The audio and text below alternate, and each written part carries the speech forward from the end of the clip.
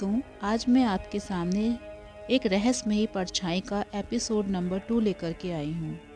पहले एपिसोड में आपने आरव और नैना की एक रहस्यमयी स्थान पर मिलने की कहानी सुनी। अब इसके आगे सुबह का सूरज धुंध को धीरे धीरे चीर रहा था। रात की ठंडी हवा अब भी गलियों में ठहरी हुई थी और हल्की सी धूप पुराने पत्थरों पर बिखरी पड़ी थी। आरव मेहरा ने खिड़की से बाहर झांका। उसकी आंखों के नीचे काले घेरे साफ छलक रहे थे। पिछली रात मंदिर में जो कुछ हुआ था उसकी गूंज अब भी उसके दिमाग में तैर रही थी। वे रहस्यमयी फुसफुसाहट, झिलमिलाती रोशनी और बंद हो चुका रास्ता।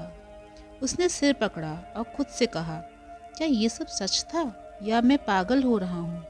कमरे के कोने में बैठी नैना कपूर चुपचाप अपनी डायरी में कुछ नोट्स लिख रही थी। उसकी आंखें गहरी सोच में डूबी थीं। आरव ने धीरे से पूछा, नैना, क्या तुम सच में समझती हो कि वो संकेत क्या थे? वो रोशनी, वो आवाज़ें और वे अजीब प्रतीक। नैना ने अपनी कलम रोक दी और उसकी तरफ देखा।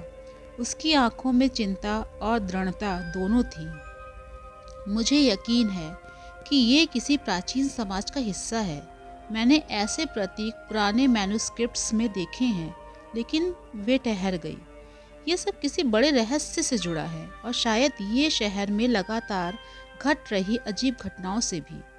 आरव कुछ कह पाता तभी उसका फ़ोन तेजी से वाइब्रेट करने लगा। स्क्रीन पर एक खबर का अलर्ट चमक रहा था। पुराने शहर में एक युवक की बेरहमी से हत्या। आरव ने तुरंत नैना की ओर देखा। दोनों की आंखों में एक साथ बेचैनी और जिज्ञासा चमकी। बिना देर किए वे घटना स्थल की ओर निकल पड़े।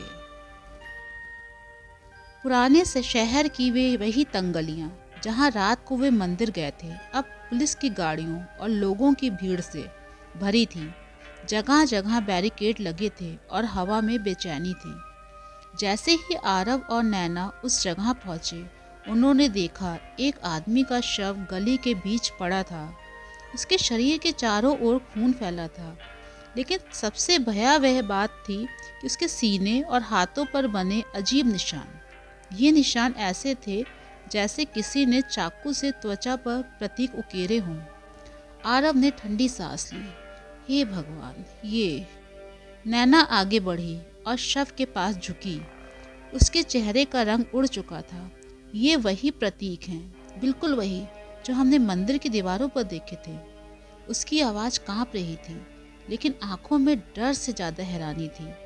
आरव ने तुरंत अपना कैमरा निकाला और फोटो खींचना शुरू किया। क्लिक क्लिक की आवाज़ें गूंजने लगीं। उसके लिए हर तस्वीर एक सबूत थी। अचानक उसने देखा कि मृतक की मुट्ठी कसकर बंद है। पुलिस वालों की नज़र से बचाकर आरव ने हाथ खोलने की कोशिश की। अंदर एक छोटा सा मुड़ा हुआ कागज था। नैना, देखो। उसने कागज सावधानी से निकाला। उस पर कुछ लिखा था, घुमावदार लाइनों और अजीब चिन्हों से भरा हुआ। नैना ने तुरंत कागज को हाथ में लिया, उसकी गहरी नज़र डाली और कहा, ये किसी सिंबॉलिक लैंग्वेज में लिखा है, बहुत पुरानी। शायद कोई सीक्रेट कोड है। मुझे इसे डेसिफर करने के लिए समय लगेगा, लेकिन मुझे पूरा यकीन है कि ये उसी सीक्रेट सोसाइटी से जुड़ा है।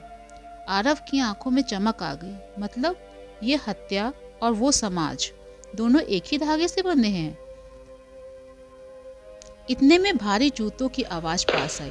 पुलिस की भीड़ में से एक मजबूत कटकाठी का आदमी बाहर निकला। इंस्पेक्टर राघव सिंह। उसकी आंखों में सख्ती और चेहरे पर गंभीरता थी। उसने सीधे आरव और नैना की ओर देखा। तुम दोनों यहाँ क्या कर रहे हो? उसकी आवाज़ कड़ी थी। आरव ने खुद को संभालते हुए कहा, मैं जर्नलिस्ट हूँ और ये आर्कियोलॉजिस्ट है। हमें लगता है कि ये मामला किसी बड़े रहस्य से जुड़ा है। हम।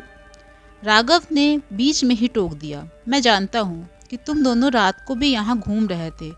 शहर में अब सिर्फ हत्या नहीं हो रही, हर घटना के पीछे कोई हिडन प्लान है, और अगर तुम इसमें और गहराई तक गए तो ये तुम्हारे लिए खतरनाक साबित होगा।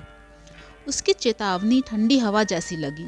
नैना ने धीमी आवाज में कहा, लेकिन इंस्पेक्टर साहब, ये प्रतीक किसी सामान्य अपराध का हिस्सा नहीं हो सकते।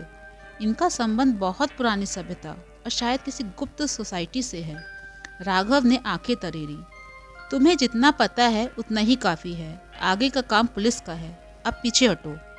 आरव ने नैना की ओर देखा। दोनों को समझ आ गया कि पुलिस इस मामले की सतह से गहराई में जाने को तैयार नहीं थी। कुछ देर बाद जब भीड़ छट गई और पुलिस शव को लेकर चली गई, आरव और नैना एक कोने में खड़े हुए।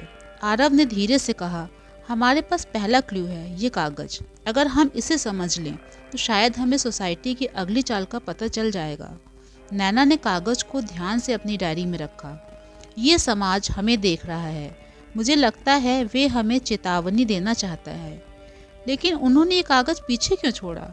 शायद ये कोई परीक्षा है या जाल। आरव ने गंभीर स्वर में कहा, जो भी हो हमें इसे सुलझाना ही होगा। सच्चाई तक पहुंचना अब सिर्फ क्यूरियोसिटी नहीं है बल्कि ज़रूरत है। दोनों चुप हो गए। गली की दीवारों पर सुबह की धूप अब हल्की सुनहरी चमक बिखेर रही थी, लेकिन उनके भीतर का अंधेरा और भी गहरा हो चुका था। शाम होते होते शहर पर फिर से अंधेरा छाने लगा। आसमान में बादल घिर आए और हवा में बेचैनी थी। आरव अपने कमरे में बैठा कैमरे की तस्वीरें देख रहा था। हर फोटो उसकी नसों में तनाव भर रही थी। शव पर बने प्रतीक, खून के धब्बे और वो रहस्यमयी कागज। नैना खिड़की के पास खड़ी थी। बाहर अंधेरा और हल्की बारिश शुरू हो चुकी थी। उसने धीरे से कहा, आरव, मुझे लगता है ये समाज हर जगह फैला है। शायद पुलिस के बीच भी हमें बहुत सावधान रहना होगा। आरव ने सिर हिलाया। सही कह रही हो, लेकिन एक बात साफ है, अब हम खेल में शामिल हो चुके हैं और पीछे हटना आसान नहीं होगा। उसी पल बिजली चमकी और कमरे की दीवार पर एक अजीब सी परछाई दिखाई दी। दोनों ने चौंक कर पीछे देखा, लेकिन वहाँ कुछ भी नहीं था। नैना ने कांपती आवाज में कहा, यह सोसाइटी अब हमें देख रही है। ये केवल शुरुआत थी।